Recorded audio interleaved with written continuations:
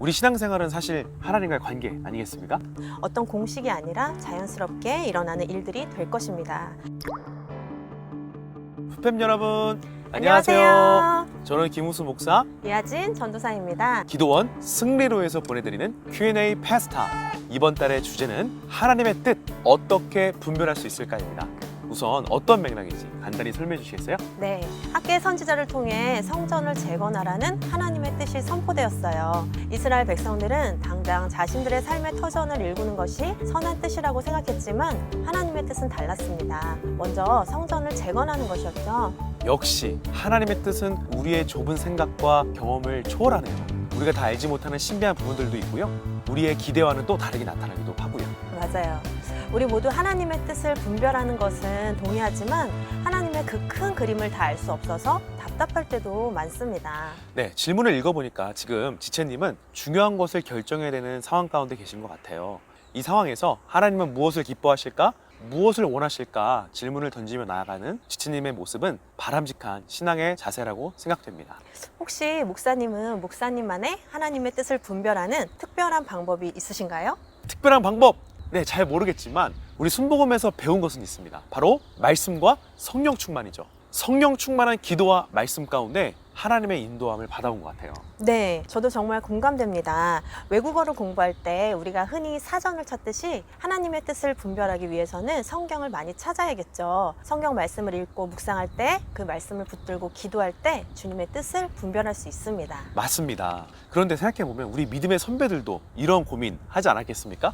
사실 우리 신앙의 유산 속에 말씀과 더불어서 하나님의 뜻으로 안내해줄 표지판들이 있습니다. 영국의 레슬리 웨더헤드라는 신학자는 이렇게 얘기했습니다. 양심, 상식, 친구의 충고, 문학작품, 역사책, 교회의 목소리, 내적인 빛, 이런 것들이 있다고요. 맞아요. 저는 여기서 양심과 내적인 빛이 공감되는데요.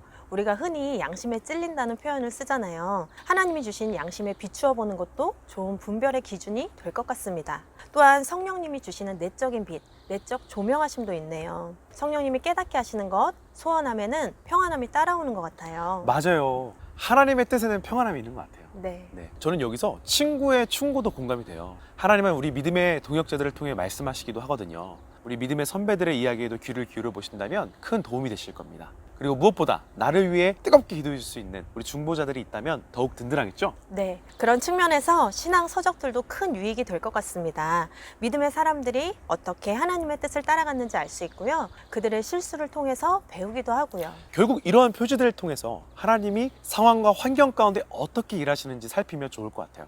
그런데 여기서 재밌는 게 있어요. 네. 요나의 경우에는 하나님이 말씀하신 니느웨가 아니라 다시스로 갔을 때 오히려 환경의 문이 열렸어요. 근데 반면에 요셉의 경우에는요, 가는 곳마다 환경의 문들이 닫혔습니다. 네, 맞습니다. 하지만 결국 요나는 거센 풍랑을 만나게 됐었죠. 요나도 그 의미를 알았기 때문에 자신을 바다에 던지라고 했습니다. 요셉은 오히려 상황이 계속 안 좋아졌는데도 성경은 그가 형통했다고 기록하고 있습니다. 요나와 요셉 모두 하나님과의 관계 채널이 가동하고 있었던 것이죠. 하나님은 결국 합력해서 선을 이루셨습니다.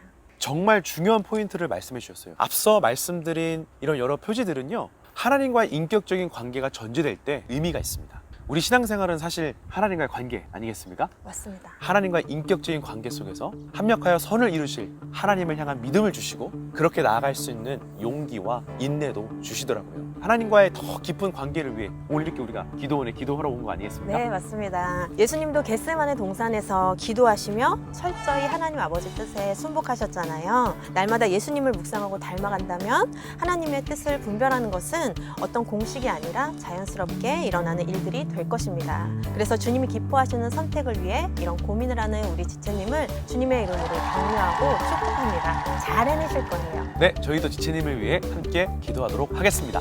오늘 하나님의 뜻 어떻게 분별할 수 있을까라는 주제로 이야기 나누었습니다. 하나님의 선하시고 기뻐하시고 온전하신 뜻을 이루어드리는 우리 푸팸 다 되시기를 주님의 이름으로 축복합니다. 지금까지 저는 김우수 목사. 이하진 전도사였습니다. 푸팸 여러분, God bless you.